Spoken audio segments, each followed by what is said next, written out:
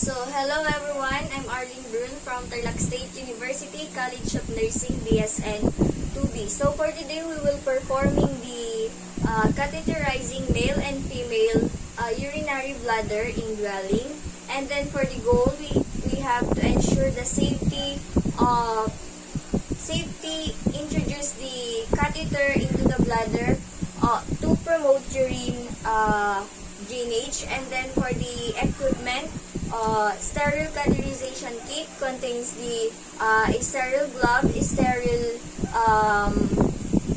drapes, and then antiseptic solution, lubricant, cotton balls, forceps, and then straight or indwelling catheter, and then pre-filled syringe, and then basing specimen container, urine collections with drainage, and then disposable bag, and lastly is waterproof pads.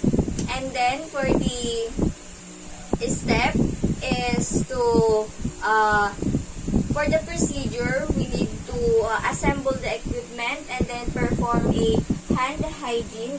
So I have here the alcohol to remove all the microorganisms. And then after that is to explain the procedure and the purpose to the patient, and then discuss any allergies with the patients, and especially iodine or the latex. So first is introduce ourselves.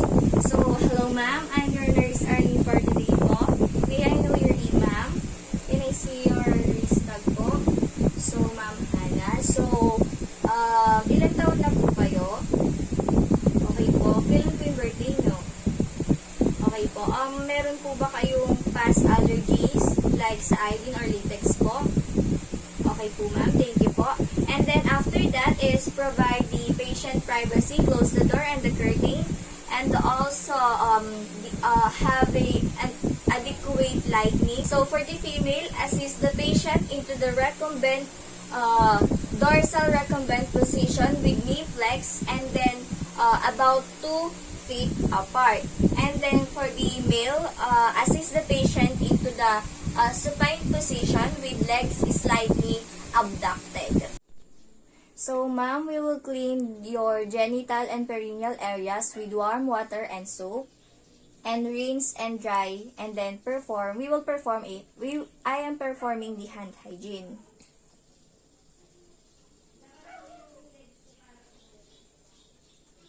So from side down, and then side down, and then middle down, and then after that we will rinse it. We will rinse and dry. So from the side down, and then side down, and then middle to down. And then after that, perform a hand hygiene.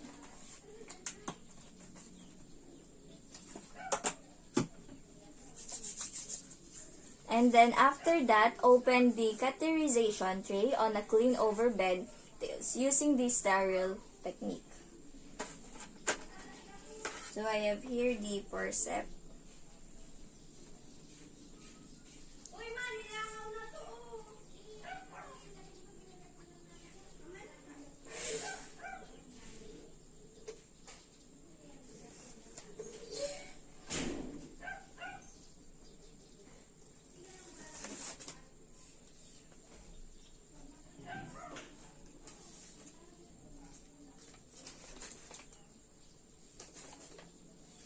So we have here the non-sterile gloves.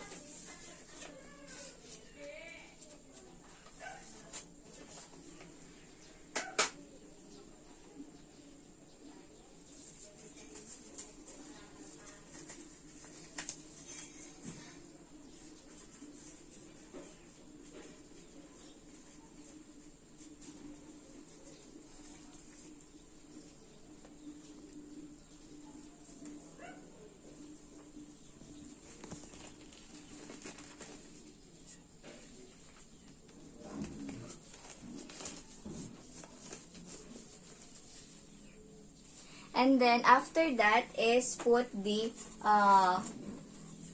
fenestrated sterile drape over the perineal area and drape above the patient thigh. And then after that is place the sterile tray in the drape between the patient thigh.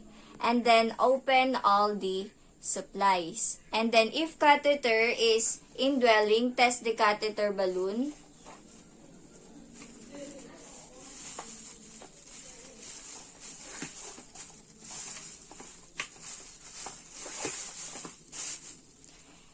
And then remove the cap of the tip of syringe and attach syringe prefilled with the sterile water to injection port. Inject appropriate amount of fluid. If balloon inflates properly, withdraw fluid and leave syringe attached to the port. For antiseptic solution over the cotton balls, open the specimen container.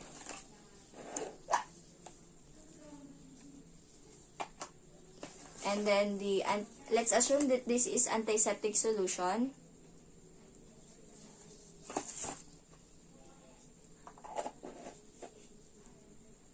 And then lubricate 1 to 2 inches of catheter tip. Let's assume that this is the catheter, the lubricate rather. And then you will insert it. Yan. And then after that, for the female, with thumb and 1 finger of non-dominant hand, spread the labia and identify the meatus. So we will spread it and identify the meatus. And then after that is be prepared to maintain separation of labia with 1 hand using the urine flowing well and continuously. And then after that, using a cotton balls held with the forceps, clean both labia folds and then directly over the meatus. And move the cotton balls from above the meatus down towards the rectum and discard each cotton balls after downward stroke.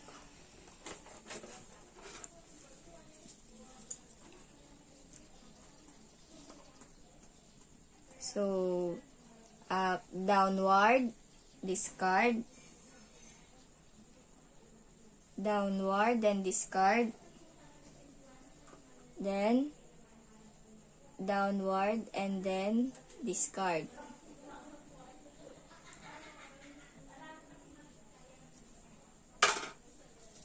And then after that is to insert the catheter into the meatus. 7 to 7.5 or 2 to 3 inches or until urine flows. And then do not use the force to push the catheter through the urethra into the bladder, and ask the patient to breathe deeply and rotate the catheter gently if slight resistance is met as the catheter reaches the external sphincter. So, ma'am, hinga po ng malalim. Okay po, ma'am. Hinga lang po ng malalim. Then, ipapasok ko po itong catheter na in a gently manner.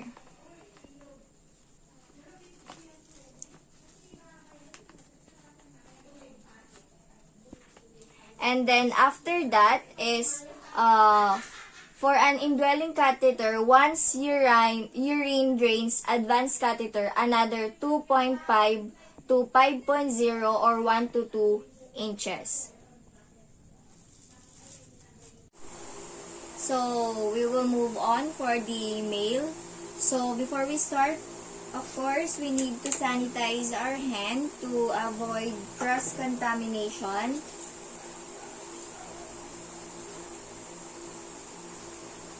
And then after that is to open this.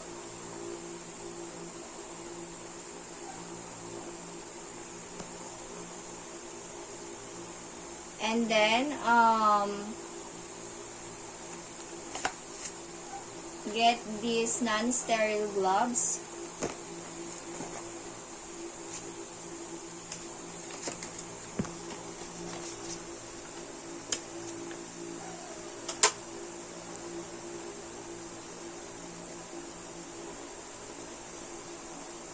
then wear the gloves.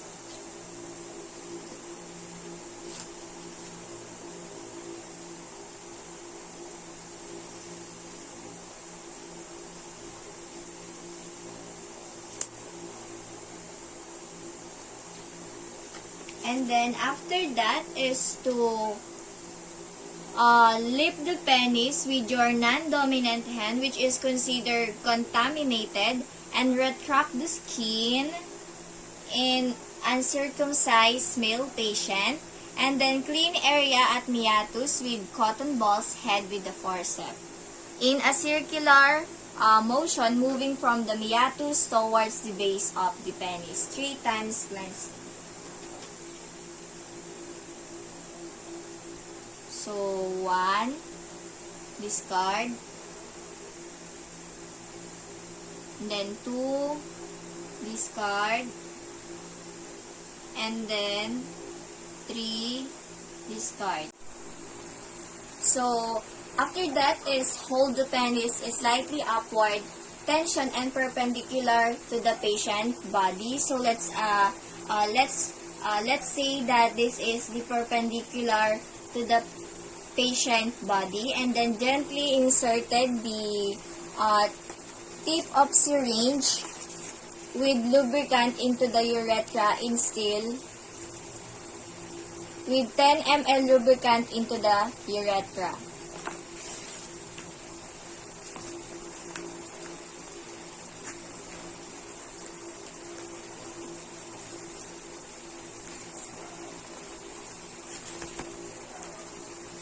And then, by inserting this tip into the meatus, advanced intermittent catheter 15 to 20 centimeter or 6 to 8 inch or until urine flows. And then do not use force to introduce the catheter. And then if the catheter resists enter, ask the patient to breathe deeply and rotate catheter slightly. So, sir, can hinga po ng malalim. Then, I will rotate gently this catheter. Okay po, yan po.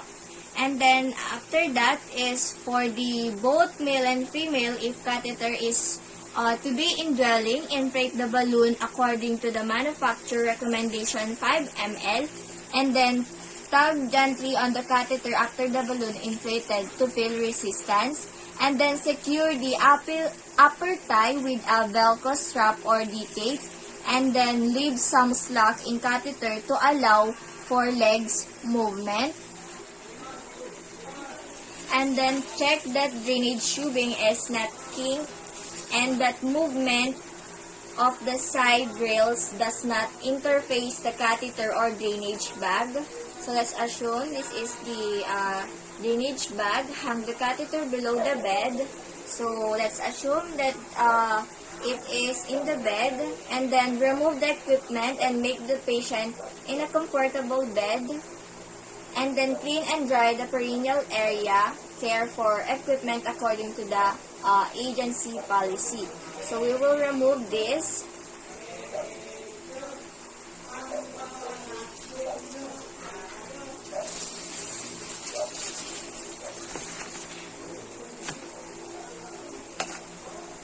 So, let's assume that I already cleaned the area.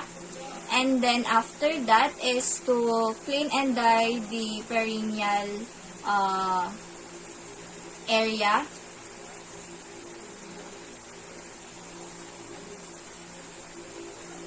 And then after that is to perform a hand hygiene.